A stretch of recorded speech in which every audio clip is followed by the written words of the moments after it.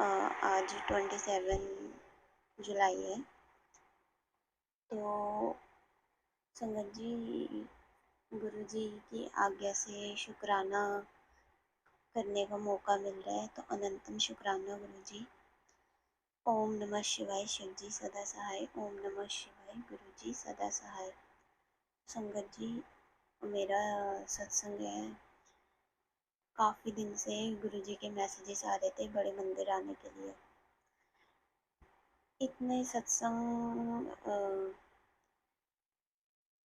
मैं आपको एक्सप्लेन नहीं कर सकती। इतने सत्संग में मेरे को हिंट मिल रहा था बड़े मंदिर आने के लिए। जब भी गुरु जी बुलाते हैं तो आपको एक जगह से नहीं, आपको हर तरफ से उनकी कॉलिंग, उनका इनविटेशन मिलता है। क्योंकि मेरे हर बार होता है मेरे साथ भी ऐसा।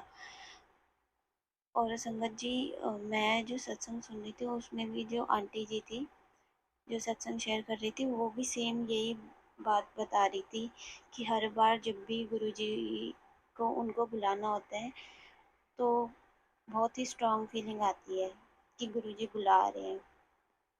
इसी तरह मेरे को भी काफ़ी स्ट्रॉन्ग फीलिंग आ रही थी कि गुरु जी बुला रहे हैं। मैसेज में भी था, बहुत जल्दी तुझे बड़े मंदिर बुलाऊंगा, तेरे को बड़े मंदिर आने का मौका मिलेगा और बड़े मंदिर आ जा। सत्संग में, मैसेजेस में, हर तरफ से मेरे को बस यही मिल रहा था। लेकिन संगत जी, बस थोड़ी सी अल्लड़ बुद्धि हूँ, गुरु जी की झिल्ली जो अच्छे से नहीं समझती, और थोड़ी सी सिचुएशन और मूड भी ठीक नहीं था मेरा, तो इस वजह से मैं भी अवॉइड कर रही थी। लेकिन गुरु जी को जब बुलाना होता है तो वो कोई ना कोई रीज़न दे के बुलवा ही लेते हैं। संगत जी, ऐसे क्या हुआ, कल हमारे उधर सब मिलके सत्संग करवा रहे थे, तो मुझे लगा शायद मैं बड़े मंदिर नहीं आ पाऊँगी, इसलिए गुरुजी ने सत्संग का इनविटेशन दिलवा दिया। और वहाँ पर मैंने पक्का सोचा था, क्योंकि घर के एकदम सामने था, तो वहाँ जाऊँगी, वहाँ सेवा भी मिली थी, सेवा भी करूँगी। संगत जी, सोचा था पूरा दिन सेवा करूँगी, ये करूँगी, वो करूँगी। लेकिन अगले दिन ही, जिस दिन सत्संग था, उस दिन क्या हुआ, तो कुछ बात हुई थी, मैं एक्सप्लेन नहीं कर सकती उसे अभी। तो मैं सत्संग में नहीं जा पाई, और जो आंटी थी उनको भी जाना था, लेकिन वो भी नहीं जा पाई ड्यू टू सम रीज़न। तो संगत जी, जैसे आंटी ने बोला चल बड़े मंदिर चलते हैं, सत्संग कोई दिक्कत नहीं है, तो मैंने कहा पता नहीं अजीब लग रहा है, क्योंकि जिन आंटियों ने सेवा दी थी कि सेवा करनी है, फिर हम बड़े मंदिर चले जाए। तो मैं बस यही सोच रही थी, लेकिन वो आंटी ने बोला कि मेरे साथ चलेगी, तो मैंने उनको तुरंत हाँ भी बोल दिया था। तो समहाउ हम दोनों ही जा रहे थे, हम दोनों को ही मिली थी सेवा, और हम दोनों को ही किसी बात की वजह से तो बहुत ऑकवर्ड फील हो रहा था, और हम वो काफ़ी लेट हुआ, काफ़ी स्ट्रगल किया बड़े मंदिर तक पहुंचने के लिए, काफ़ी दिक्कतें भी आई, लेकिन समहाउ हम बड़े मंदिर पहुंच गए। और रास्ते में ही पहुंचने से पहले जो एक गिल्ट हो रहा था ना, हम दोनों को ही किसी बात को लेके, वो मैं एक्सप्लेन नहीं करूँगी संगत जी, क्योंकि मैं नहीं चाहती कि कोई किसी के लिए भी कुछ गलत शब्द बोलूँ। तो संगत जी, इसलिए फिर गुरुजी ने हम पे इतनी कृपा की, क्योंकि हम दोनों का ही थोड़ा सा मन डिस्टर्ब और दुखी हो गया था। तो हम बड़े मंदिर जा रहे थे, बीच में गुरुजी ने ऐसी न्यूज़ दी जिससे हम रिलैक्स्ड हो गए। लेकिन मेरे अंदर कहीं ना कहीं थोड़ा सा गिल्ट हो रहा था। हम बड़े मंदिर में दर्शन करने के बाद वापस आए, तो मेरे मन में यही हो रहा था, यार मैंने सेवा छोड़ दी, पता नहीं क्या होगा, ये है वो है।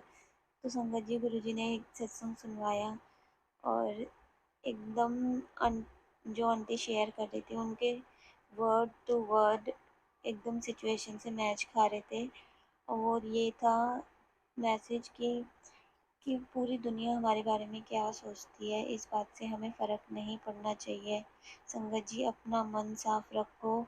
अगर कोई गलती हुई हो, कोई गिल्टी फील हो रही, तो गुरु जी के सामने बैठ के उनसे माफ़ी मांग लो, और जो भी फ़ील कर रहे हो आप उनके सामने बोल दो बस।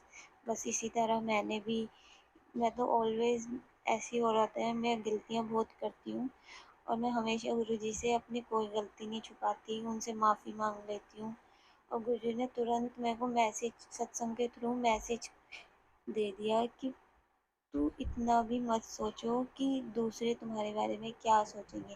तुम्हारा काम गुरुजी को खुश करना है। पूरी दुनिया को कोई खुश नहीं कर सकता संगत जी। अपने परिवार में ये मेल-जोल बढ़ा के रखो और संगत जी मुझे गुस्से में ही मेरे से बहुत सारी गलतियाँ होती हैं। मुझे गुस्सा बहुत आ जाता है। इसके लिए भी मैं माफ़ी चाहती हूँ और ऑनेस्टली स्पीकिंग मेरे को अभी तक चीज़ों की कद्र करना नहीं आई, जो भी है, इसके लिए भी मैं माफ़ी चाहती हूँ गुरुजी। और गुरुजी मेरे को हर एक मोमेंट के लिए, हर एक चीज़ में इतना शुकराना फ़ील करवाते, इतना शुकराना कि कभी-कभी खुद सामने खड़े हो जाओ मिरर के तो ऐसा लगता है खुद शर्म के मारे आप खुद ही ऐसी क्या बोलूँ शब्द नहीं बोलना चाहिए, लेकिन इतनी शर्म आती है खुद पे। तो कितना कुछ दिया है उसकी कद्र नहीं करते हैं हम भी।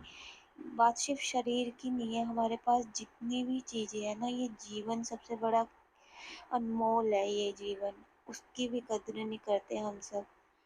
आई एम रियली सॉरी गुरुजी, लेकिन मेरे को विश्वास है आप धीरे-धीरे हर एक चीज़ की कद्र करना सिखाओगे, मुझे पूरा विश्वास है।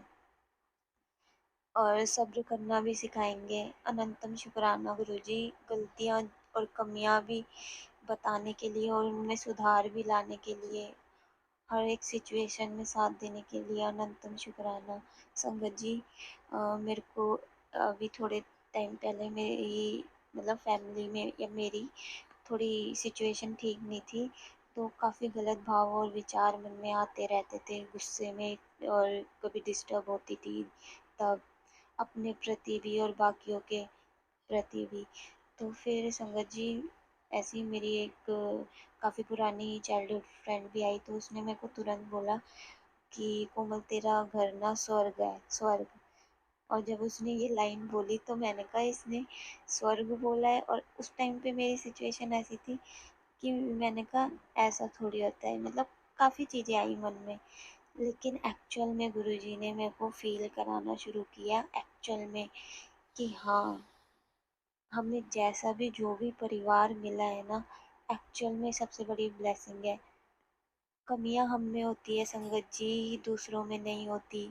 बहुत बहुत शुक्राना संगत जी यह सत्संग सुनने के लिए।